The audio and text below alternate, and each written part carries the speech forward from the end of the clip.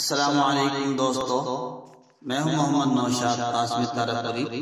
میرے YouTube channel Naushad teach پر آپ کا خیر مقدم ہے۔ اگر آپ نے ابھی تک ہمارے یوٹیوب چینل نوشاد ٹیچ کو سبسکرائب نہیں کیا ہے تو بہت جلد کر لیں۔ انشاءاللہ آپ کو بہت ہی عمدہ ویڈیو اس چینل پر ملیں گی جس سے آپ ایک بہترین معلم بن سکتے ہیں۔ تو آئیے پھر ہم آج کا سبق شروع کرتے ہیں۔ آج ہم پڑھانے والے ہیں کہ ہم بچوں کا امتحان کس طریقے سے لے سکتے ہیں، بچوں کو ہم کیسے جانچیں گے کہ ہم نے جو کچھ بھی پڑھایا ہے کہ بچوں کی یاد ہے۔ دیکھیے، اس بات کا خیال رکھنا چاہیے کہ جتنا ہم آگے کو بڑھیں گے اتنا ہی ضروری ہے کہ ہم بچوں کو پچھلا یعنی آموختہ ضرور دیکھتے رہیں۔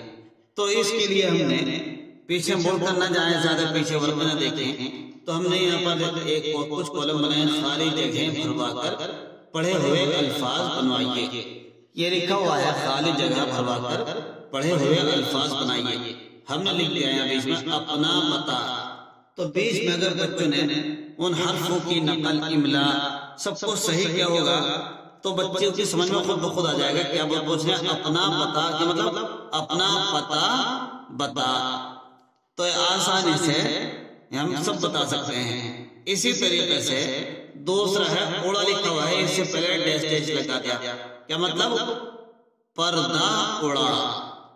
ایسی یہ یہاں لکھ دیا ہم نے پڑھا، تو ہم اس سے پہلے ہمارے سمجھ میں سمجھ لو پڑھے کا اوپر جملہ سمجھ میں نہیں آ رہا ہے کہ پڑھائے کون سا جملہ ہے، تو پیچھے کھول کر اگر ہم دیکھیں گے تو لکھا ملے گا کہ بادل برس پڑا۔ تو اس طریقے سے سینٹینس بنائیں گے اور بچوں کی مشق بھی ہو جائے گی۔ ایسے ہی آیا، تو آیا کے اوپر ہم کوئی بھی جملہ پیچھے سے دیکھ لائیں جو اس سے پہلے آیا کو ثابت کر دے۔ تو دیکھو لکھا ہوا آپ کی کتاب میں ایسے بہت سارے جملے ہوں گے جو آپ کو ساری چیزیں بتا دیں گے کہ آیا ہم بنا رہے ہیں یا خود سے اپنے مائنڈ سے بنا سکتے ہیں۔ وہ آیا، دیکھیں ایسے بدر پردہ اڑا، ایسی لکھا تھا یہ رہ، ثابت اوراد پر ثابت رہ، نازش آج آ، تازہ آم دیا یا تازہ پان دیا، بادل برس پڑا۔ اسی طریقے سے ہم سب مل کر یہ جملے ہم بنا سکتے ہیں اور بہت اچھے جملے بن جائیں گے۔ تو ہمیں ان جملوں کے اوپر مشق کرنی چاہیے۔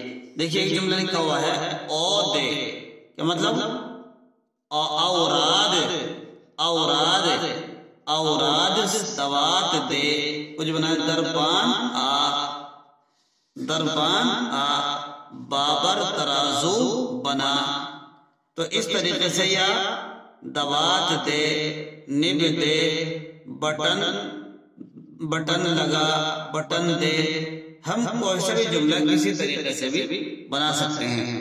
تو اس طریقے سے آپ کو ہر سبق کے اوپر توجہ دینی ہوگی کہ ہم بچوں کا آموختہ بھی یاد رہے اور پیچھے آگے بھی بڑھتے رہیں۔ تو اس کے لیے ہم اپنے اسباق کو، اپنے وقت کو، جیسے کہ 30 منٹ اگر ہمیں اردو پڑھانا ہے تو ان 30 منٹ کے اندر ہمیں اپنے گھنٹے کو 3 جگہ پر تقسیم کر لینا چاہیے۔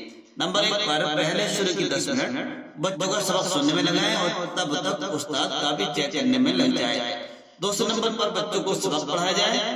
تیسرے نمبر پر جو آخر کے 10 منٹ ہیں اس کے اندر بچوں کو بتایا جائے کہ آپ نقل کیسے کر کے لائیں گے، جو خامیاں ہیں ان کو بتایا جائے اور آموختہ سنا جائے۔ تو اس طریقے سے اگر ہم روزانہ کا روٹیشن بنائے رکھیں گے، روزانہ کا یہ معمول رہے گا تو آموختہ بھی یاد رہے گا اور آگے سبق بہت تیزی کے ساتھ بڑھتا چلا جائے گا۔ ہمیں امید ہے کہ آج آپ کو یہ بات بہت پسند آئی ہوگی۔ اگر آپ کو پسند آئے تو ان کو ضرور لائک کریں اور شیئر بھی کریں اور اپنے دوستوں کو بھی بتلائیں تاکہ وہ بھی اس سے فائدہ اٹھا سکیں، اور چینل ضرور سبسکرائب کریں۔